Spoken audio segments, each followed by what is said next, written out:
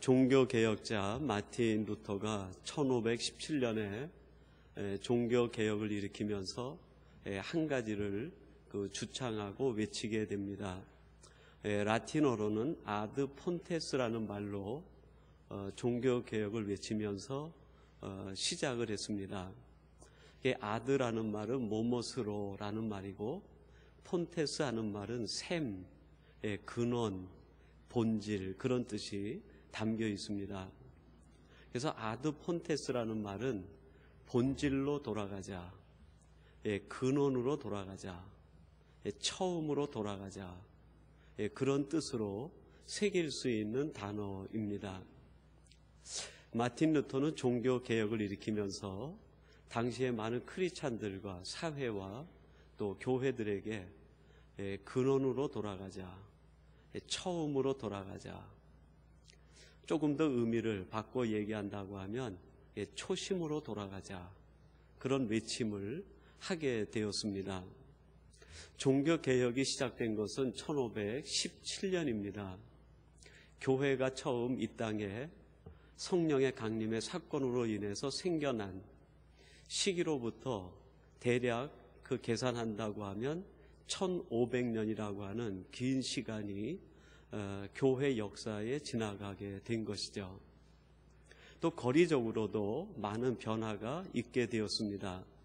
예루살렘에서 시작된 예수님의 구원, 그거를 받아들인 제자들의 그 처음 교회 운동이 예루살렘에서 안디옥으로, 안디옥에서 또 소아시아 지역으로, 소아시아에서 유럽으로, 유럽에서 다시 전 세계로 흩어지는 그런 역사적 과정을 겪게 됩니다.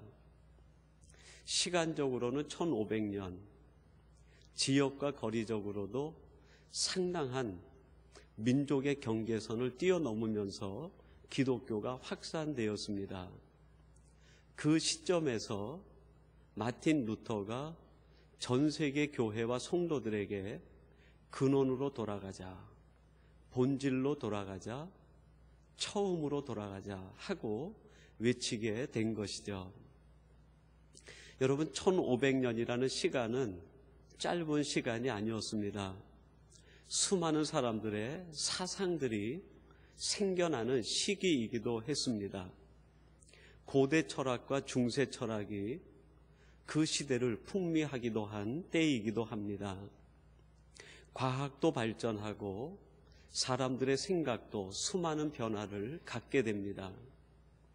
사회적으로는 농경사회로 시작해서 노예사회, 봉건주의 사회, 왕조시대를 거쳐가는 사회의 변화도 이루어가게 됩니다.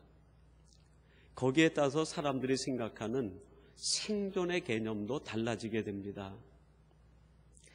농경세대에서는 자급자족만 해도 됐지만 서서히 산업사회가 되면서 그것만으로는 경쟁 속의 사회를 살아갈 수 없어서 사람들도 저마다 자기의 생존의 기술과 경험들을 개발해내기 시작합니다. 문화도 다양하게 생겨나고 서로 상이한 문화들이 한 지역 내에서 오버랩되기 시작합니다.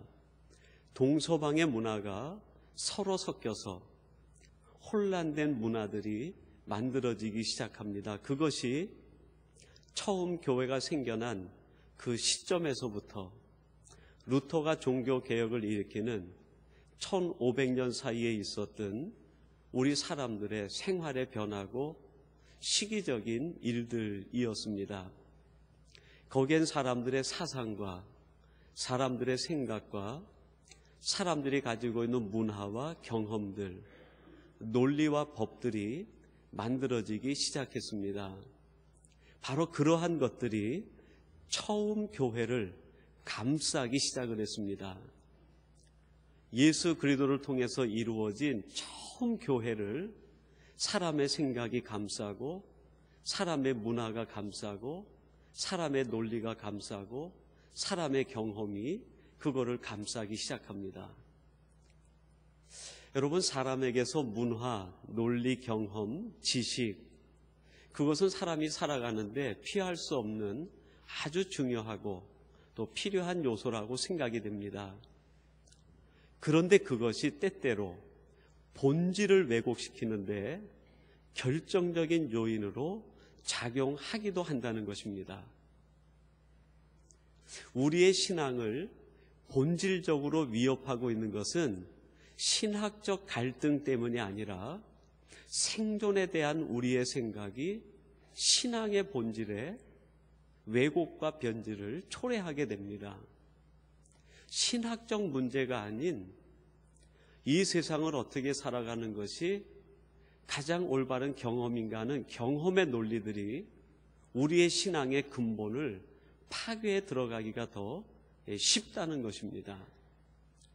이러한 현상을 목격했던 루터는 이러한 모든 것을 깨뜨리고 지나서 근본으로 들어가자, 처음으로 돌아가자, 초심으로 돌아가자, 그것을 외치고 그 외침이 종교개혁의 시작이 되었습니다. 여러분, 이것은 1517년에만 있었던 일로 역사상에서 이제 묻혀져야 된 일일까요? 아니면 오늘 이 시간 우리들에게도 다시 한번 깊이 새겨보게 하는 의미의 어떤 한 사건이 되고 있습니까? 제가 생각하기에는 우리 인류가 생존하고 있는 한 이 문제는 영원히 우리 인간들에게 지울 수 없는 하나의 도전이고 생각이라고 여겨집니다. 그런 의미에서 오늘 우리들은 다시 한번 우리 자신 스스로에게 그런 물음을 하고 또한 우리 자신에게 결단시켜야 될 것입니다. 본질로 돌아가자. 초심으로 돌아가자. 처음으로 돌아가자.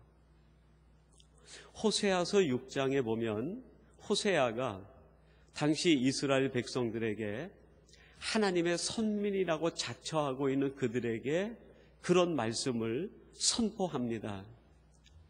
오라 우리가 여호와께로 돌아가자. 여호와께서 우리를 찢으셨으나 도로 낫게 하실 것이요 우리를 치셨으나 우리를 싸매어 주실 것이다. 그렇게 고백을 해요. 우리가 여호와께로 돌아가자. 여러분, 이스라엘 백성들은 선민들이었습니다. 그들은 평생 하나님을 믿고 의지하는 백성이라고 자처하는 사람들이었습니다. 그런데 그들에게 이유를 알 수 없는 삶의 분열이 찾아오기 시작합니다. 찢음을 당하는 거예요. 마음이 찢어지고 삶이 찢어지고 생활이 찢어지고 모든 관계가 찢어지는 찢어짐의 상황을 경험하게 됩니다. 상처를 입는 상황이 만들어지게 돼요. 고난과 고통과 역경 속에 깊이 빠져들어가는 현실에 놓이게 됩니다. 그 현실 앞에서 이스라엘 백성들의 모든 관심은 도대체 내 삶이 왜 찢어지는가? 내 마음이 왜 이렇게 찢어지고 있는가? 왜 내 인생이 이렇게 상처투성이인가? 거기에만 관심을 집중하고 있는 거예요. 그때 호세아가 그들에게 하는 말은 거기에만 관심을 집중하지 말고 그런 일이 느껴지면 내 마음이 찢어지고 삶이 찢어지고 내 인생이 분열되는 것 같은 현실과 상황을 만나게 되면 그 이유를 따지고 그 이유에 집중하지 말고 내 자신이 그때가 여호와께로 돌아갈 때다. 내 마음을 거기에서 빼내가지고 내 마음을 하나님께로 돌리라. 원점으로 돌아가고 초심으로 돌아가고 근원으로 돌아가라. 내 마음이 하나님께 돌아가고 내 마음이 원점으로 돌아가고 내 마음이 초심을 회복하면 내 삶에 찢어지는 모든 것들이 치유가 되고 회복이 될 것이다. 여러분, 우리 마음이 찢어지는 것, 우리의 감정으로 결코 치유할 수 없습니다. 찢어지는 그 마음에서 우리의 마음을 빼내요. 우리의 마음을 하나님께 드릴 때 하나님이 들어오셔서 우리의 마음을 싸매어 주시고 치료해 주시는 거예요. 우리의 가정이 사분오불 되어갈 때 우리의 방법으로는 막을 방법이 없어요. 다시 우리가 원점으로 돌아가서 하나님 앞에 드릴 때 하나님이 오셔서 싸매어 주시고 회복해 주시는 거죠. 그래서 호세아서 6장 3절에서 호세아가 이스라엘 백성들에게 그렇게 얘기합니다. 여호와를 알자, 힘써 알자. 무슨 뜻입니까? 여호와를 알면 우리의 삶이 치유가 된다. 여호와를 알면 우리의 삶이 회복이 된다. 여호와를 정말 깊이 알기만 하면 우리의 삶의 모든 갈등과 문제들이 해결될 수 있다. 근데 우리는 문제나 갈등에는 아주 깊이 묵상을 하고 깊은 관심을 갖고 거기에 모든 신경을 집중하려고 해요. 하나님을 아는데, 아버지의 마음을 아는 데에는 우리의 생각과 관심을 두지 못해요. 그러다 보니까 우리의 삶이 치유가 일어나지 않고 우리의 인생이 늘 갈증과 허무 속에 공허 가운데 빠져들게 되는 거예요.